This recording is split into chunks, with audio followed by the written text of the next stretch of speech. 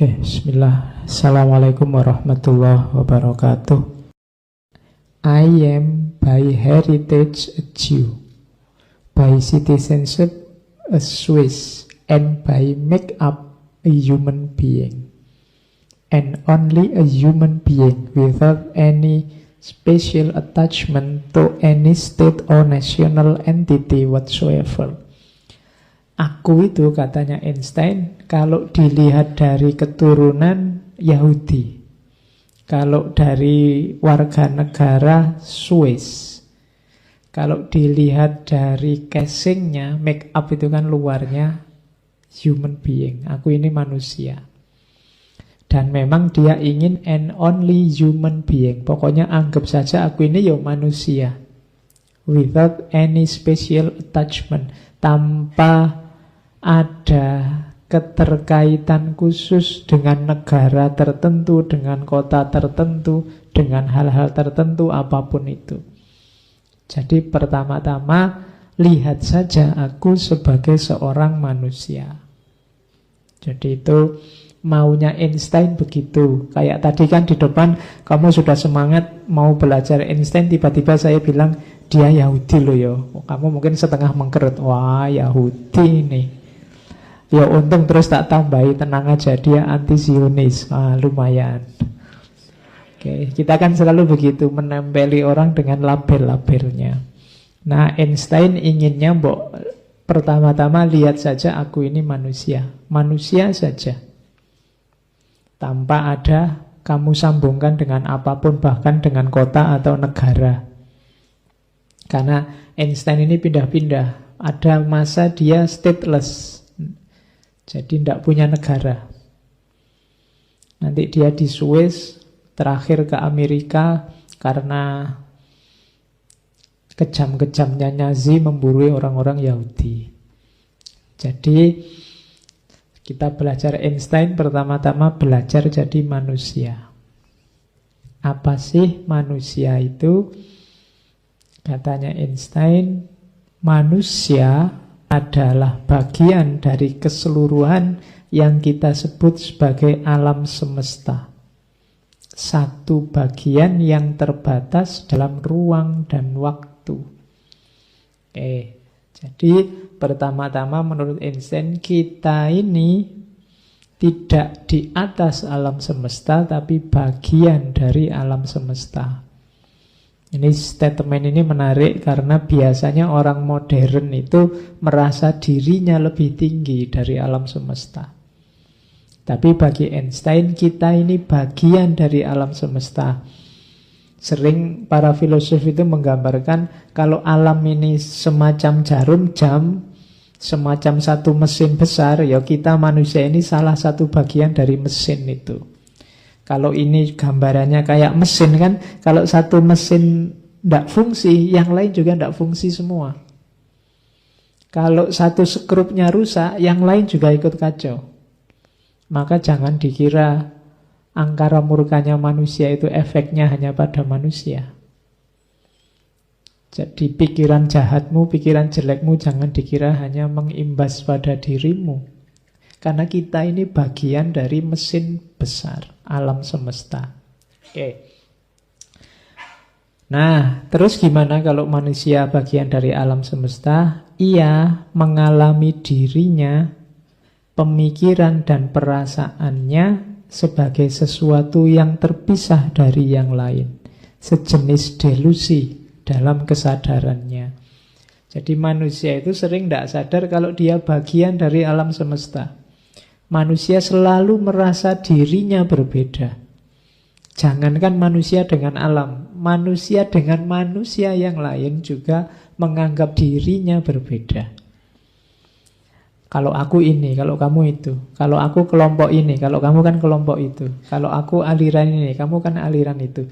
Itu kalau pakai kalimatnya Einstein ini delusi kesadaran.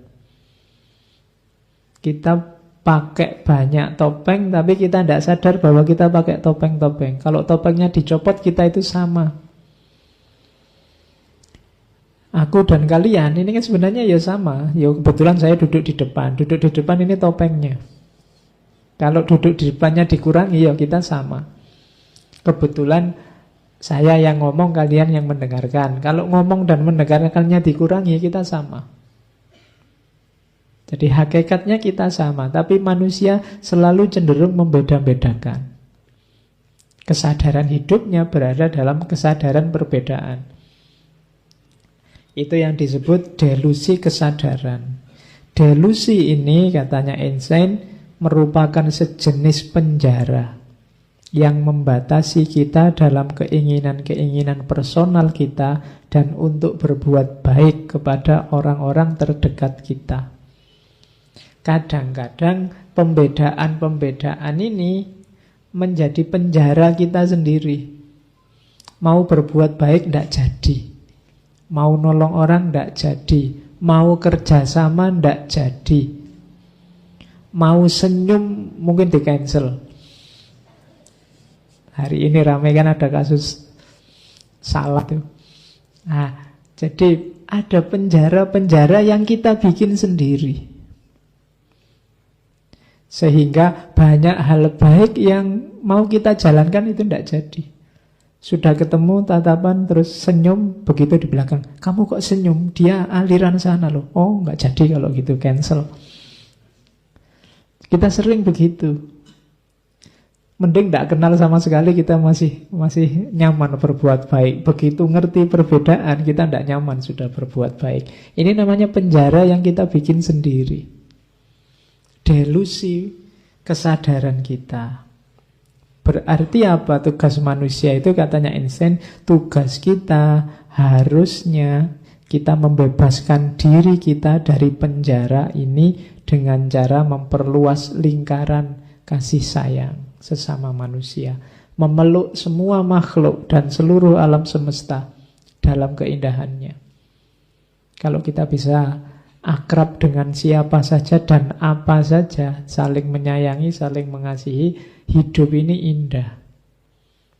Hanya saja ternyata kesadaran kita, kesadaran delusi. Kita tertipu oleh pembedaan-pembedaan yang kita bikin sendiri. Nah, jadi pelajaran pertama dari seorang Einstein adalah ingatlah, semua makhluk di alam semesta ini levelnya sama. Kita semua satu bagian. Pelajaran kedua, masih tentang manusia. Einstein bilang, untuk jadi manusia yang baik, aku percaya standarisasi mobil, tapi aku tidak percaya standarisasi manusia. Maksudnya apa standarisasi manusia? Kita itu sering bikin rumus baku dalam hidup tentang mungkin kebenaran, mungkin kebaikan, mungkin keindahan yang berhubungan dengan manusia. Padahal manusia itu sifatnya historis, kontekstual. Kadang-kadang baik di sana tidak cocok kalau itu diterapkan di sini. Kadang-kadang bagus, benar di sini, kalau diterapkan di sana tidak nyambung. Padahal banyak orang inginnya menstandarkan apapun. Katanya Einstein, loh kalau mobil distandarkan tidak apa-apa. Tapi kalau manusia, jangan distandarkan. Kalau distandarkan tanpa ada pengecualian, jadinya tidak manusiawi. Absen minimal 75%. Itu kan standar. Ya. Loh, tetap harus ada bobolannya, harus ada pengecualiannya. Kalau kaku kayak gitu, lahirnya manusiawi. Bobolannya misalnya, ya kalau sakit tidak apa-apa, lebih 75. Kalau ada kepentingan darurat, izin ya tidak apa-apa. Itu namanya ada bobolannya. Standarnya tidak standar mati. Kalau standarnya mati, tidak manusiawi, kayak mobil. Nah, jadi kalau standarisasi mobil oke, tapi kalau standarisasi manusia janganlah. Justru manusia kalau distandarkan nanti tidak berkembang. Beri dia kebebasan biar kreatif, biar berkembang. Jadi pelajaran selanjutnya tentang manusia, hati-hati dengan standarisasi. dengan rumus-rumus yang kita bikin tentang manusia. Kalau orang baik, ini. Kalau orang tidak kayak gini, dia tidak baik. Itu namanya standarisasi. Bukan berarti keliru, tapi begitu distandarkan, jadinya tidak luas. Sementara hidup ini dinamis. Kayak kamu matok standar, Pak, pokoknya standar saya besok kalau nyari pasangan, rambutnya panjang, kulitnya mulus, putih, hidungnya mancung. Ini kan standar. Kalau kamu kaku kayak gini, mbok sampai jenggoten tidak ketemu. Jadi luwes lah bobolan, ada bobolan-bobolannya dikit-dikit harusnya gitu loh. Pak, ada ini Pak yang suka sama saya, rambutnya panjang sih, tapi kulitnya kok tidak sesuai harapan. Ya wis tidak apa-apa lah, ada yang mau, syukur. Itu namanya bobolan-bobolan. Jangan kaku dengan standarmu. Pokoknya Pak, selama saya kuliah haram bagi saya pacaran misalnya. Loh, kamu nyetandar sendiri, nanti kamu sumpek sendiri loh dalam hidupmu.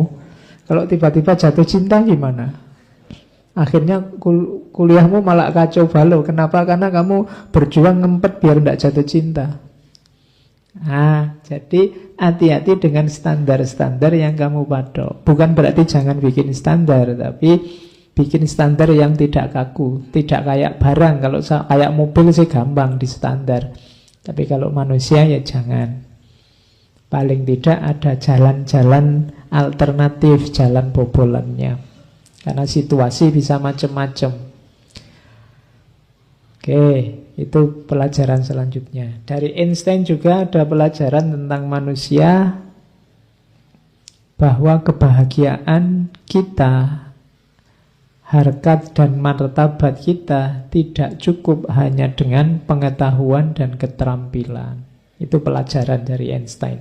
Jangan lupa bahwa pengetahuan dan keterampilan saja tidak akan membawa manusia ke dalam kehidupan bahagia dan bermartabat.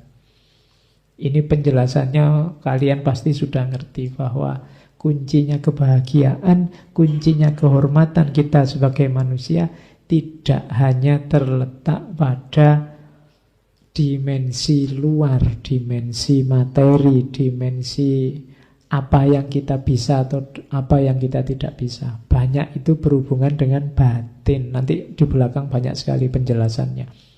Tapi yang pertama-tama diingat ini. Jadi pengetahuan dan keterampilan saja, maksudnya ada kata-kata sajanya ya. Berarti hanya dengan itu masih belum untuk ketemu kebahagiaan dan harkat kemanusiaan. Banyak orang pinter yang justru menjatuhkan derajat kemanusiaannya sendiri. Banyak orang terampil yang hasilnya malah juga merusak. Kadang-kadang kita punya teman orang pinter, tiap hari malah kita sedih, sumpek karena dikritiki terus. Nah, kan tidak bisa bahagia. Atau kamu jadi orang pinter, mau apa-apa itu tidak gerak-gerak mikir, lama sekali gimana ya ini. Kalau gini ya kadang-kadang malah susah, kamu punya banyak pertimbangan, tidak berani nekat kadang-kadang. Jadi pengetahuan dan keterampilan saja belum, masih butuh banyak prasyarat yang lain.